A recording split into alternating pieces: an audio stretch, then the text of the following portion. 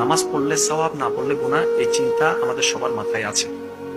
শুধু আজকে থেকে একটা চিন্তা অ্যাড করবেন, আমি নামাজটা পড়লে আমার রব খুশি হবে। বাস এই কথাটা মাথায় রাখবেন, আমি নামাজটা পড়তে পারলে আমার রব খুশি হবে, আমি ওযুটা বানালে আমার রব খুশি হবে। আপনি শুধু এই চিন্তাটা একটু মাথায় নেন, এই চিন্তাটা একটু মনে নেন যে আমার রব খুশি হবে, তারপর আপনি নিজেই দেখতে পাবেন ওই কাজের মধ্যে আপনি 1000 গুণ বেশি স্পিড অনুভব করবেন। আপনি যে বলছেন না আমি চাই কিন্তু পারি না, আপনি পারবেন। হ্যাঁ, একদিনে সম্ভব নয়, এক সপ্তাহে সম্ভব নয়। বান্দা যখন লাগাতার চেষ্টা করতেই থাকে রবকে খুশি করার জন্য, একটা দিন যখন চলে আসবে আপনার সমস্ত ধৈর্য রবের কাছে পছন্দ হয়ে যাবে, সেদিন রব দেখবেন আপনাকে নিজে থেকেই সাহায্য করার শুরু করবে।